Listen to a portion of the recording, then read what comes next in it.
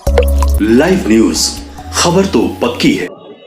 देखिए, ये कानूनी प्रक्रिया है। बार बार हमने इस बात को कहा है कि कानूनी प्रक्रिया में किसी का भी हस्तक्षेप या किसी भी तरीके की टिप्पणी उचित नहीं है।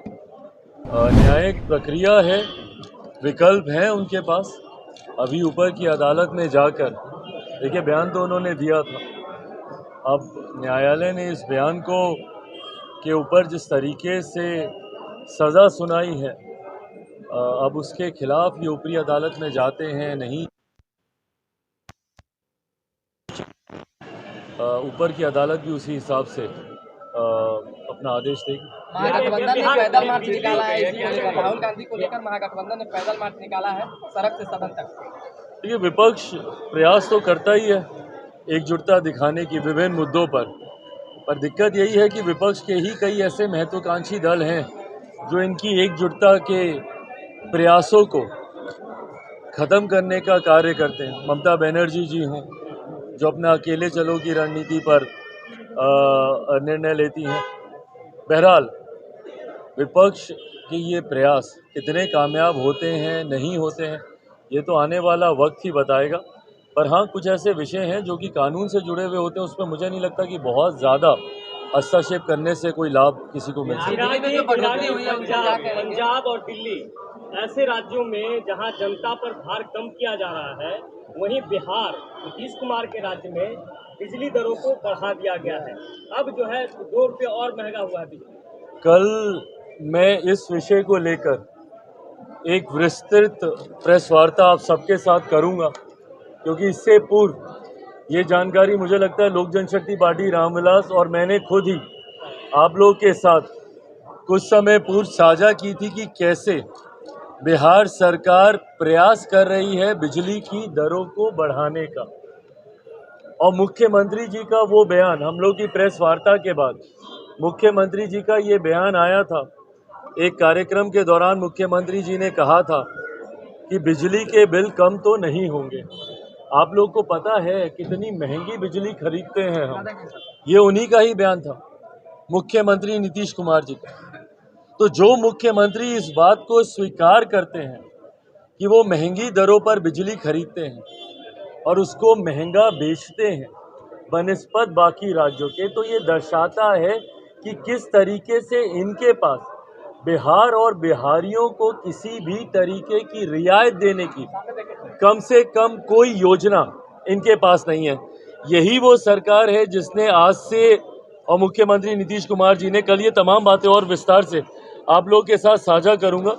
ये एक प्रेस रिपोर्ट आज से लगभग 1 साल पहले की 16/2/2022 की ये प्रेस रिपोर्ट है, जहां पर बिजली महंगी करने की बजाय नुकसान को कम करें कंपनी, ये सरकार के द्वारा कहा गया था कि नुकसान को कैसे कम किया जा सकता है।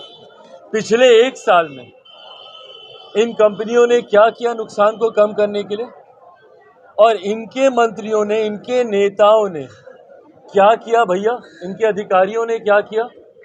हजारों करोड़ की जो कंपनियां हैं, कि भाई क्या इन लोगों ने प्रयास किए कि बिजली के दाम कम किए जा सकें ताकि बिहार और बिहारियों को थोड़ी सी रियायत मिल सके। आप दूसरे राज्यों में देख लीजिए, आप लोगों ने दिल्ली पंजाब का उदाहरण दिया, बाकी किसी भी राज्य में देख लीजिए भैया, अगल बगल के जितने भी राज्य हैं, उत्तर प्रदेश हो, उड़ीसा चले जाइए भाई, तमाम राज्य ना सिर्फ कम दरों पर बिहार से बनिस्बत कम दरों पर बिजली खरीदती हैं, बल्कि जनता को भी कम दर पे बिजली लेनी पड़ती, उनको सुविधाएं मिलती हैं। पर बिहार सरकार कैसे बिजली का बोझ, और भाई बिजली का बोझ हर व्यक्ति को प्रभावित करता है। ऐसे में हम लोगों ने कुछ समय पहले ही ये आशंका आप सबके सामने जाहिर की थी कि सरकार बिजली के दरों में बढ़ोतरी करने का प्रयास कर रही है, योजना बना रही है, और ये परिणाम आज सामने आ गया।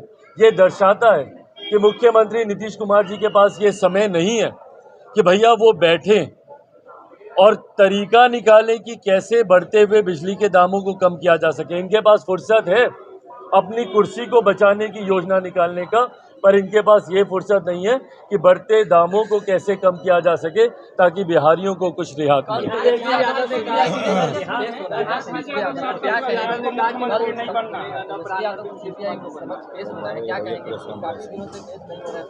भाई जाएं, पेश हो, अच्छी बात है। मतलब उनके पास ये मौका है अपनी बातों को रखने का।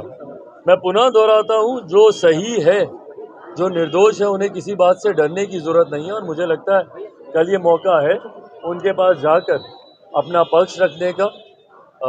निर्दोष हैं तो अपनी बातों को, यही उचित मंच है जहाँ पे वो रख सकते हैं। यादव ने कहा कि ना तो वो सीएम बनना चाहते हैं, नीतीश कुमार पीएम बनना चाहते हैं। अच्छी बात है भैया, सीएम नहीं बनना चाहते, पीएम नहीं बनना चाहते तो लड़ाई किस बात की चल रही है? महागठबंधन में रह रहकर जो दरारें सामने आती, ये महत्वाकांक्षाओं की लड़ाई है ना भाई। ये बात कहकर आप इस बात से पल्ला झाड़ लें, ऐसा होगा नहीं, क्योंकि आप लोगों के बर्ताव में, कार्यशैली में ये बात नहीं दिखती। बार बार महागठबंधन के भीतर एक वर्चस्व की लड़ाई देखने को मिलती है। जो सीएम नहीं है वो सीएम बनने का प्रयास करते हैं, और जो सीएम है वो कैसे मौजूदा प्रधानमंत्री के सामने विपक्ष की तरफ से पीएम के दावेदार बन जाएं। पर बहरहाल, ना मुझे इस बात से कोई फर्क पड़ता है, ना मेरे लिए प्राथमिकता है। इसमें बिहार और बिहारी पिसते हैं, ये मेरी चिंता हमेशा से रही है। भाई मेरी तरफ से सबसे पहले उन्हें ढेर सारी बधाई, ढेर सारी शुभकामनाएं। भाजपा के नए प्रदेश अध्यक्ष सम्राट चौधरी जी को, मेरे व्यक्तिगत उनसे बहुत खूबसूरत संबंध रहे हैं। राजनीतिक संबंधों पर आप हमेशा सवाल करते हैं और मैं हमेशा जवाब देता हूं कि समय आने पर वो तय किया जाएगा। पर उनसे मेरे व्यक्तिगत संबंध बहुत अच्छे हैं, उनके परिवार से मेरे बहुत खूबसूरत संबंध रहे हैं, और मैं जानता हूं कि वो बहुत मेहनत करने वाले नेताओं में से एक हैं। उम्मीद करता हूं कि जो भी निर्णय वो प्रदेश अध्यक्ष के रूप में लेंगे, वो अपनी पार्टी के हित में और सबसे ज़्यादा महत्वपूर्ण प्रदेश के हित में लिए गए वो फैसले हों। चिराग जी, एक अहम सवाल है, आज जो पैदल मार्च महागठबंधन के नेताओं ने निकाला उसमें जेडीयू नहीं थी, क्या लगता है जेडीयू का झुकाव भाजपा की तरफ हो रहा है? क्योंकि कोई भी विधायक शामिल नहीं थे। भाई मुझे कोई फर्क नहीं पड़ता किसका झुकान किस तरफ हो रहा है, पर ये इतना ज़रूर दर्शाता है कि विपक्षी एकता जो बार बार दिखाने का प्रयास किया जाता है, वो विपक्षी एकता कम से कम नहीं है। और 2024 के चुनाव में भैया अब ज़्यादा समय है नहीं। ऐसे में अगर विपक्ष अगर आज की भी तारीख में एकजुट नहीं हो पाया, तो एक बात स्पष्ट है कि पुनः 2024 में मौजूदा प्रधानमंत्री जी को प्रधानमंत्री बनने से कोई नहीं रोक आप पाएगा। चाहते हैं विपक्ष एकजुट हो, जो आप कह रहे हैं, आप चाहते हैं कि भाई हमें इससे क्या फ़र्क पड़ता है? भाई विपक्ष एकजुट होता है कि नहीं होता है, ये विपक्ष एकजुट होने का प्रयास यही लोग ना करते हैं बार बार। कौन लोग बोलता है? महागठबंधन में कांग्रेस दल शामिल है कि नहीं है? कांग्रेस के लोग ही हमेशा बोलते हैं, विपक्षी एकता की बात करते हैं।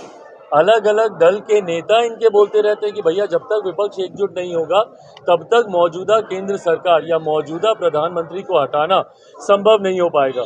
तो विपक्षी एकता का नारा भी बार बार यही देते हैं, और विपक्षी एकता को धराशायी भी इन्हीं के ही घटक दल करते हैं। तो परिणाम स्वरूप जो लड़ाई ये लोग लड़ना चाहते हैं, वो लड़ाई लड़ने में कभी सफल ये लोग हो नहीं।